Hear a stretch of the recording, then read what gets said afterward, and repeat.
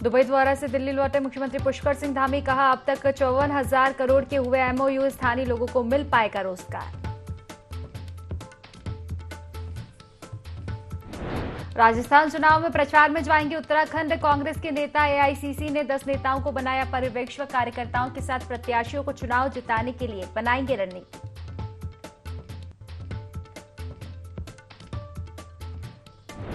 कोली ढेक झील पहुंची गीता धामी, रोजगार बढ़ाने के लिए झील में डाले मत्स्य बीज। कोली ढेक झील को पर्यटन के क्षेत्र में बताया मील का पत्थर।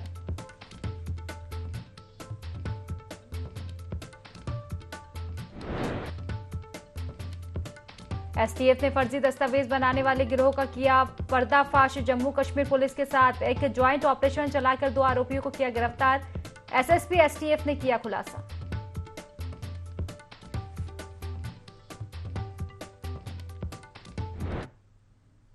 नमस्कार, देवभूमि लाइव देख रहे हैं आप और मैं हूं आपके साथ खुशी व्यास। चलिए रुक करेंगे खास खबर की ओर, जहां हरिद्वार जनपद में बाढ़ के कारण किसानों की तबाह हुई फसल को लेकर पूर्व सीएम हरीश रावत ने सरकार को घेरा है।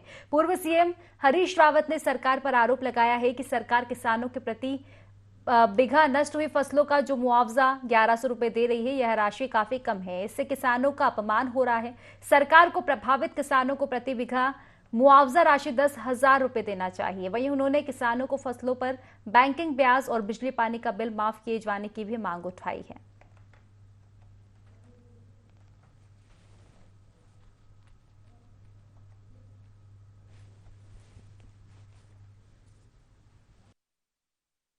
किसानों को 1100 रुपया प्रति बीघा आपदा क्षतिपूर्ति देना किसानों का अपमान है। उसमें तो जो बीज, फिर किसान की मेहनत है, किसान का खाद है, सब चीज़ें हैं, सब बर्बाद हुआ है। किसान की आशाएं बर्बाद हुई हैं। तो ये कम से कम 10,000 रुपया प्रति बीघा होना चाहिए था क्षतिपूर्ति जो है। हमने ये भी कहा है कि गन्ने का खरीद मूल्य भी आप 425 रुपये के पार करिए, उससे ज़्यादा बढ़ाइए।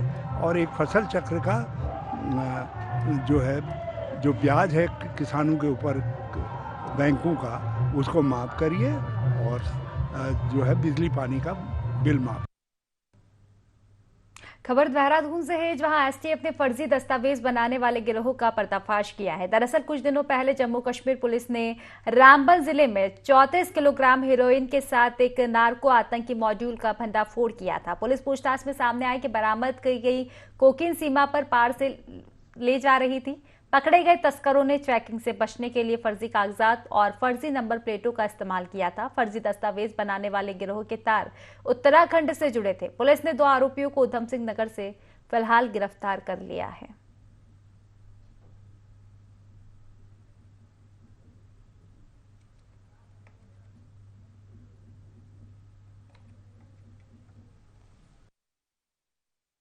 में रामबन डिस्ट्रिक्ट की पुलिस के द्वारा कुछ समय पूर्व एक बड़े नार्को टेरर मॉड्यूल को बस्ट किया गया था, जिसमें कि 35 केजी लगभग हेरोइन थी, जो कि इन्वेस्टिगेशन में आया था कि कहीं ना कहीं सीमा पार से वो लाई जा रही थी। तो इस संबंध में वहाँ पर एनडीपीएस और यूएपीए एक्ट के अंतर्गत केस रजिस्टर किया गया था और कुछ लोगों को वहाँ पर अरेस्ट किया गया था। और फिर कल शाम को जम्मू कश्मीर पुलिस के साथ एक जॉइंट ऑपरेशन करके जो ये पूरा नेटवर्क चल रहा था, इसको बस्ट किया है। इसमें 2 लोगों को वहाँ से अरेस्ट किया गया है। ये लोग एक प्रिंटिंग प्रेस वहाँ पर संचालित कर रहे थे और उसकी आड़ में बड़े पैमाने पर ये फर्जी डॉक्यूमेंट्स बना रहे थे। व्हीकल का रजिस्ट्रेशन सर्टिफिकेट, कुछ मार्कशीट्स, पासपोर्ट्स इत्यादि बरामद हुए हैं।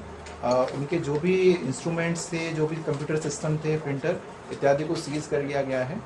तो उस पर भी आगे हमारी उत्तराखंड एसटीएफ की टीम आगे कर रही है। लक्सर के पुरकाजी मार्ग पर स्थित एक टायर निर्माण संबंधित औद्योगिक संस्थान से जुड़े कर्मचारियों ने इकट्ठा होकर प्रबंधन से बोनस स्कीम लागू करने की मांग उठाई। इस दौरान कर्मचारियों का भारतीय किसान यूनियन ने भी समर्थन किया। वहीं औद्योगिक संस्थान के प्रबंधन अधिकारी धीरज शर्मा को इस दौरान कर्मचारियों ने बोनस स्कीम लागू किए जाने संबंधित एक मांग पत्र भी सौंपा, जहां प्रबंधन ने उनकी मांग पर जल्द विमर्श करने का आश्वासन दिया है।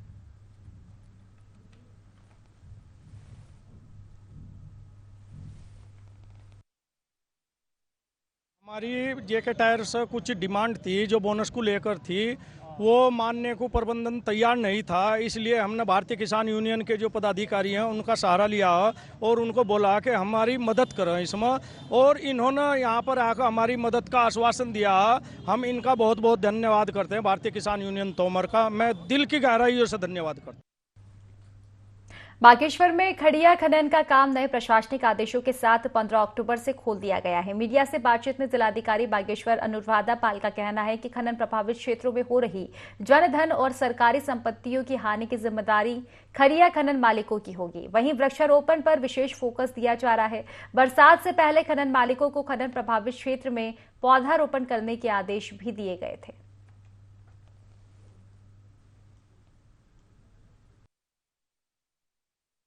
खनन क्षेत्र अभी शुरू हो गया है। 15 तारीख से अप्लाई करने के लिए था कि हमारे खान को खोल दिया जाए। जो पिलरबंदी की जानी थी वो पिलरबंदी उन्होंने की है या नहीं की है। इसके अलावा भी जो वहाँ पर सरकारी एसेट्स हैं, चाहे वो रोड हो, चाहे वो ग्रामीण रास्ते हो, चाहे गूल हो, चाहे पाइपलाइंस हो, जो प्राय सुनने में आता है कि खनन गतिविधि करते वक्त वो ध्वस्त हो जाती है। खान मालिकों का ये कर्तव्य होगा कि उनको एज इट इज़ कंडीशन में रखा जाए। अगर कहीं खान करते हुए ध्वस्त भी होती है तो उसको सही कराने की जिम्मेदारी खनन मालिकों की होगी। तो इसलिए खान शुरू करने से पहले हम ये एक चेक जरूर करा लेंगे कि उसकी स्थिति कैसी है। तो ये निर्देश मेरे द्वारा दिए गए हैं, तभी इसी कंडीशन पर ही उनको स्वीकृति मिलेगी। वो जब आवेदन करेंगे हम एक जांच करा के एक रिपोर्ट लिख के तब उनको। उधम सिंह नगर जिले की पुलभट्टा थाना पुलिस ने फरार मदरसा संचालक को गिरफ्तार किया है। जानकारी के मुताबिक पुलभट्टा पुलिस को अवैध मदरसा संचालित होने की सूचना मिली थी। सूचना के आधार पर पुलिस ने कार्रवाई की थी और मदरसा संचालिका को गिरफ्तार किया था, जबकि मुख्य संचालक इरशाद अहमद फरार हो गया था। एसपी मंजूनाथ टीसी ने मामले का खुलासा करते हुए बताया कि पकड़े गए आरोपी इरशाद के बैंक खाता, पैसे के लेन देन तथा अवैध संपत्ति की भी जांच की जा रही है। और एसएसपी मंजूनाथ ने मामले का खुलासा करने वाली टीम को 2,500 रुपए का पुरस्कार दिए जाने की भी घोषणा की।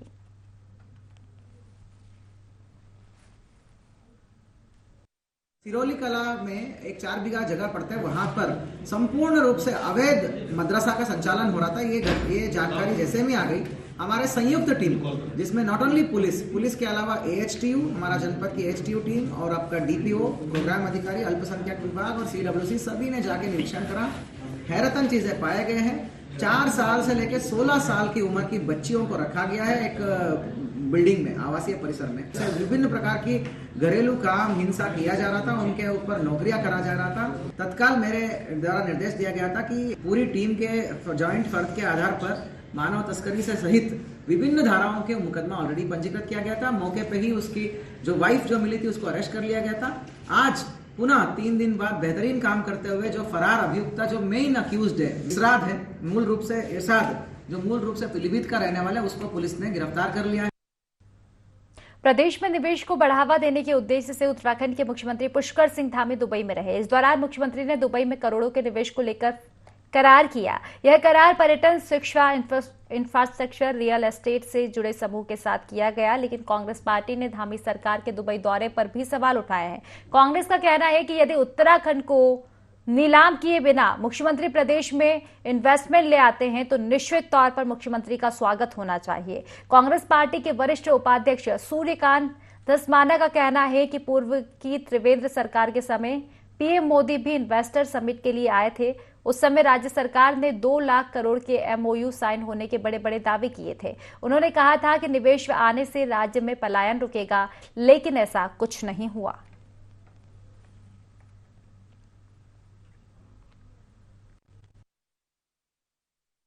जी को धन्यवाद है।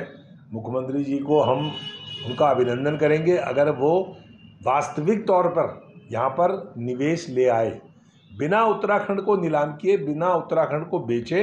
अगर राज्य में कोई निवेश यहाँ पर करने आ रहा है उसका स्वागत है।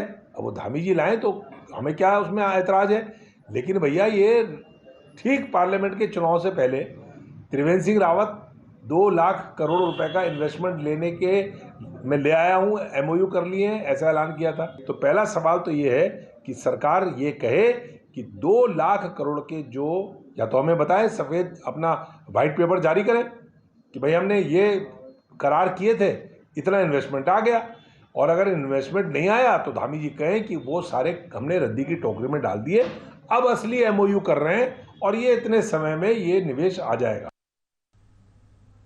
किसान संघर्ष समिति ने हरिद्वार प्रेस क्लब में प्रेस वार्ता कर केंद्र एवं प्रदेश सरकार से मांग की है कि वह किसानों के द्वारा 1960 में BHEL के कारखाने के निर्माण के लिए दी गई 9 गांवों के 8,000 एकड़ जमीन में से खाली पड़ी 5,000 एकड़ जमीन को किसी अन्य को नहीं दें, बल्कि यह जमीन जिन किसानों से जमीन अधिग्रहण की गई है उन्हें ही वापस लौटाई जाए। किसान संघर्ष समिति के अध्यक्ष बलवंत चौहान ने बताया कि किसान संघर्ष समिति अपनी खाली पड़ी 1500 एकड़ जमीन की भूमि की वापसी की मांग कर रही है। उन्होंने कहा कि अगर किसानों की जमीन उन्हें वापस नहीं दी गई तो किसान संघर्ष समिति आंदोलन करने पर विवश होगी।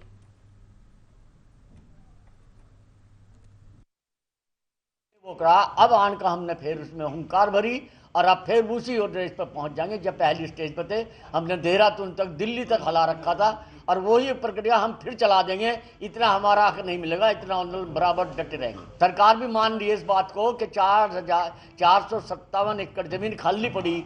उन्होंने बहुत पूरी उग्रता हमारा और ये कहा था कि भाई जब किसानों का पहला हक है तो किसानों को दो।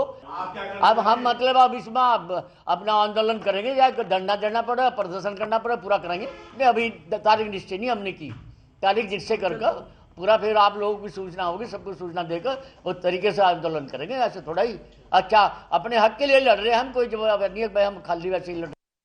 खबरों में आगे बढ़ेंगे, जहां अपने खोज वनाधार को तलाशने में जुटी उत्तराखंड क्रांति दल ने हरिद्वार में कई युवा और महिला कार्यकर्ताओं को पार्टी से जोड़ने का काम कर रहे हैं। आपको बता दें कि 2024 लोकसभा चुनाव को लेकर उत्तराखंड क्रांति दल उत्तराखंड की 5 सीटों पर जीत का दावा कर रही है। क्रांति दल का कहना है कि कांग्रेस और बीजेपी ने उत्तराखंड की जनता को छला है और विकास के नाम पर विनाश का कार्य किया है। उत्तराखंड क्रांति दल लोकसभा चुनाव में अच्छा प्रदर्शन अब करेगी।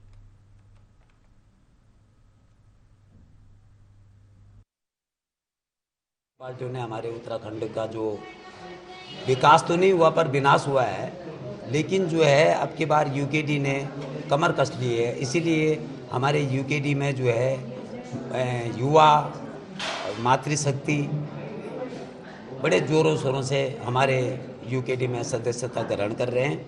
उत्तराखंड क्रांति दल हमेशा व्यापारियों के साथ रही है, हरिद्वार की जनता के साथ रही है और मैं हरिद्वार की जनता से पुनः एक बार आग्रह करूंगा यूकेडी का साथ दें और यूकेडी हमेशा उनके साथ कंधा से कंधा मिलाकर हमेशा। उत्तराखंड क्रांति दल महानगर के नेतृत्व में आज सैकड़ों महिलाओं ने उत्तराखंड क्रांति दल को ज्वाइन किया है। भविष्य को लेकर हमने रणनीति तैयार की है कि लोकसभा के अंदर हम जनता के बीच में नए मुद्दों के साथ पब्लिक के बीच में जा रहे हैं और जो पूर्व के अंदर पार्टी के द्वारा जो गलतियां की, जो संगठन का स्ट्रक्चर को लेकर हम सही काम नहीं कर पाए, उस स्ट्रक्चर को नए अध्यक्ष केंद्रीय अध्यक्ष कटैत जी के नेतृत्व के अंदर फिर से पुनः जीवित किया गया है। और जो पूर्व के अंदर जो कुछ ऐसे घटनाक्रम रहे, क्योंकि उत्तराखंड के अंदर धन का बहुत बोलबाला रहा है यहाँ पे, और राष्ट्रीय दलों ने उत्तराखंड को केवल बर्बाद करने और कर्जदार कर दिया, उसके अलावा और कुछ नहीं कर पाई है दोनों सरकारें यहाँ पे, चाहे वो भाजपा और कांग्रेस हो। उत्तराखंड क्रांति दल आज की एक नई पीढ़ी की उत्तराखंड क्रांति दल है, नए लोगों का उत्तराखंड क्रांति दल है और शीघ्र ही आप देखेंगे कि लोकसभा के अंदर एक बेहतर प्रदर्शन करने जा रहे हैं और हम जनता के बीच में जनता के मुद्दों को लेकर। उधम सिंह नगर के जसपुर क्षेत्र के हल्दुआ शाहू के NH 74 से शमशान घाट को जाने वाली रोड पर बनी पुलिया को दबंगों ने तोड़ दिया, जिसकी शिकायत ग्राम प्रधान और ग्रामीणों ने मुख्यमंत्री पोर्टल पर की है, जिस पर अभी तक कोई कार्रवाई नहीं की गई। इसके चलते ग्रामीणों और किसानों को काफी परेशानियों का सामना करना पड़ रहा है। धान की फसल की कटाई चल रही है, मगर किसानों के आने जाने वाले रास्ते पर पुलिया टूटने के कारण किसान परेशान है। किसानों का कहना है कि टोल टैक्स के पास एक रोड आती है जो शमशान घाट की ओर गांव को जोड़ती है, जो कि टूट गई है। अब किसानों की मांग है कि जल्द से जल्द पुलिया का निर्माण किया जाए।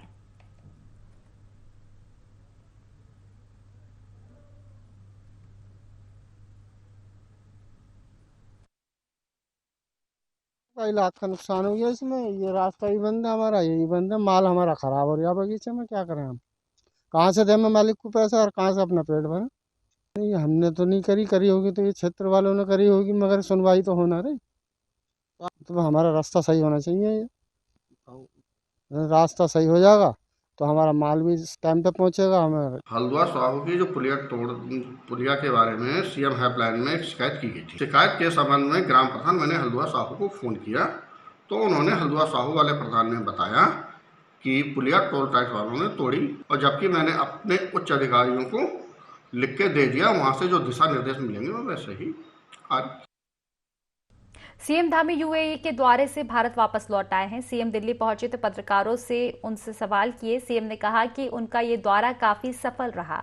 यूएई में 15,475 करोड़ के एमओयू साइन हुए हैं। निवेशकों में काफी उत्साह देखा जा रहा है। सीएम ने कहा कि विभिन्न बैठकों में जो भी सुझाव प्राप्त हो रहे हैं उन सुझावों पर भी अमल किया जाएगा। इसके साथ ही सीएम धामी ने कई बातें और भी कही।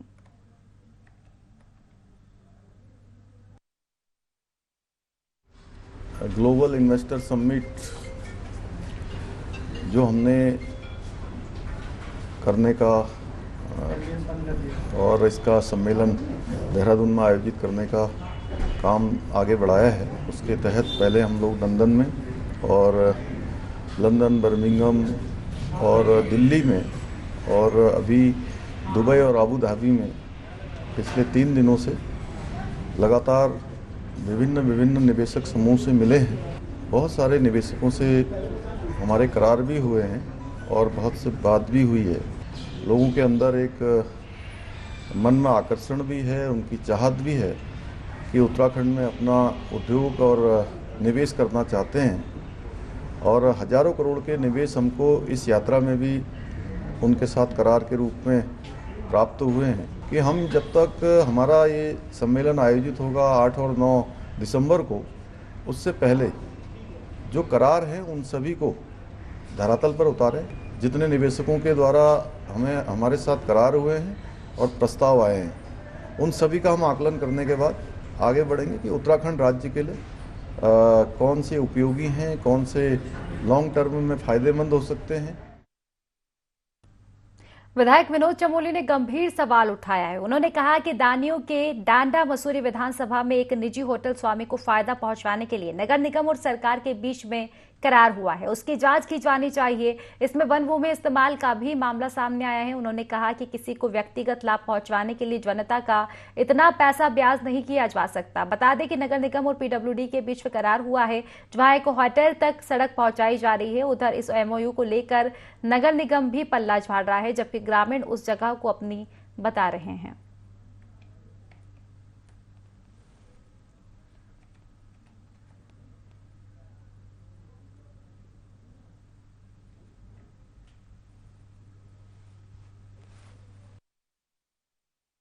व्यक्तिगत लाभ देने के लिए हम इतना धन व्यय नहीं कर सकते जनता का, पहला विषय ये है।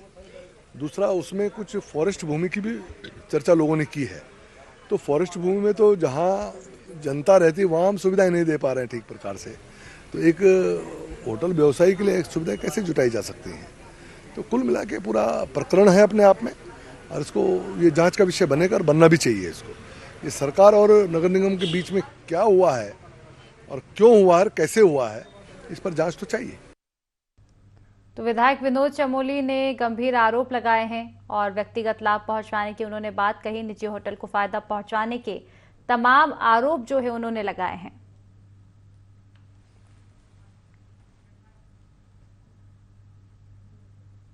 मुख्यमंत्री पुष्कर सिंह धामी की पत्नी गीता धामी अपने चंपावत के दौरे के दौरान लोहाघाट के प्रसिद्ध पर्यटन स्थल कोली ढेक झील पहुंची, जहां ग्रामीण महिलाओं नौका का संचालक संघ, भाजपा महिला मोर्चा व भाजपा पदाधिकारी ने गीता धामी का जोरदार स्वागत किया। इस दौरान गीता धामी ने बुजुर्ग महिलाओं के पैर छूकर उनका आशीर्वाद लिया तथा उन्हें सम्मानित भी किया। वहीं महिला समूह की महिलाओं को भी सम्मानित किया गया। गीता धामी ने कहा कि मुख्यमंत्री चंपावत जिले को आदर्श चंपावत बनाने में जुटे हुए हैं। चंपावत को पर्यटन के हब के तौर पर विकसित भी किया जा रहा है ताकि युवाओं को अधिक से अधिक रोजगार से जोड़ा जा सके। उन्होंने कहा कि आज चंपावत में कई विकास योजनाएं चल रही हैं।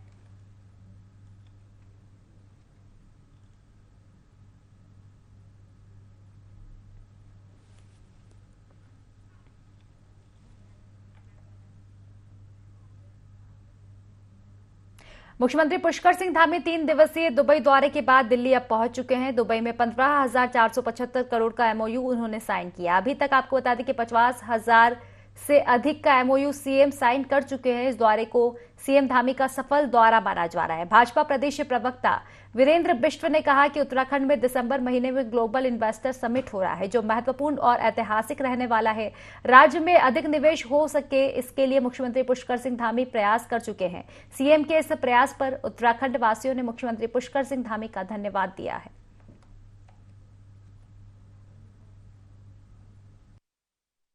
राज्य के मुख्यमंत्री पुष्कर सिंह धामी जी के द्वारा उत्तराखंड राज्य में एक औद्योगिक माहौल बनाने के लिए, यहाँ के लोगों को रोजगार मिले, उसके लिए लगातार प्रयास किए जा रहे हैं। उनके द्वारा भविष्य में दिसंबर के माह ग्लोबल इन्वेस्टर समिट किया जा रहा है। उस ग्लोबल इन्वेस्टर समिट के लिए माननीय मुख्यमंत्री पुष्कर सिंह धामी जी लगातार सेमिनार, वर्कशॉप और रैलियाँ कर रहे हैं। अभी वो इंग्लैंड में भी गए, उसके बाद उन्होंने दिल्ली में करे, उसके बाद आज दुबई में हैं। अकेले दुबई में 15,475 करोड़ का एमओयू साइन हुआ है। टोटल अभी तक 55,000 करोड़ से ज़्यादा के एमओयू साइन हो चुके हैं। इससे ये साबित हो गया है कि उत्तराखंड राज्य में हमारे जो विदेशों के लोग हैं, भारत के लोग हैं, जो औद्योगिक क्षेत्र में काम कर रहे हैं, पर्यटन के क्षेत्र में।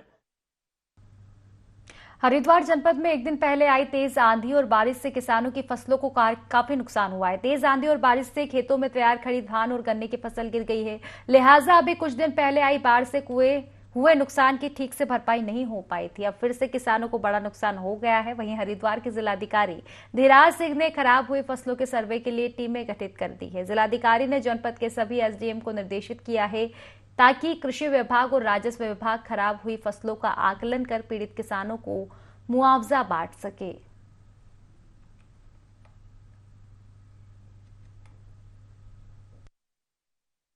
विभाग ने पहले से फोकास किया था कि कल मौसम खराब रहेगा और मौसम खराब ही रहा दिन भर। सुबह से लेकर शाम तक आंधी भी चली है और बारिश भी हुई है। तो इसमें जो फसलों का नुकसान हुआ है उसके लिए हमने टीमें गठित की हैं। सारे सब एसडीएम्स को हमने निर्देशित किया है कि अपने कृषि विभाग और राजस्व विभाग की एक संयुक्त अपना जांच करवा लें कि अगर किसी फसल में नुकसान हुआ उसका आकलन करके तत्काल हम लोग को दे दें। मुआवजा बढ़ना है तो तत्काल उसका मुआवजा।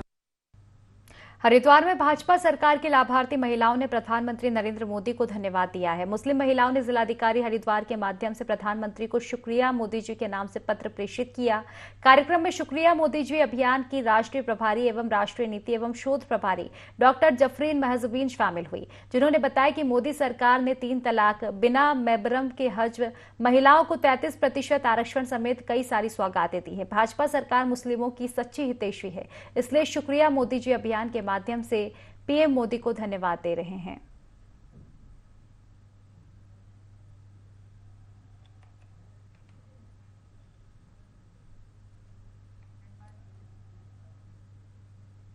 हल्द्वानी के ग्वालापार में दिव्यांग बच्ची ने यौन शोषण के मामले का सीएम पुष्कर सिंह धामी ने गंभीरतापूर्वक संज्ञान लेते हुए प्रदेश में संचालित आवासीय शैक्षणिक संस्थाओं के सघन निरीक्षण के निर्देश दिए हैं। इसी क्रम में अपर मुख्य सचिव राधा रतूड़ी ने समस्त जिलाधिकारी और वरिष्ठ पुलिस अधीक्षक को कार्रवाई के लिए निर्देशित किया। दिव्यांग बच्ची के यौन शोषण के आरोप में पुलिस ने national association for the blind Nawad Kheda के महासचिव और संचालक श्याम धानक को गिरफ्तार कर लिया। इस प्रकरण में अपर मुख्य सचिव राधा रतूड़ी ने जिलाधिकारियों को निर्देशित किया है कि संबंधित विभाग और पुलिस के अधिकारियों के साथ संयुक्त टीम बनाकर आवासीय शैक्षणिक संस्थाओं में जागरूकता अभियान चलाया जाए।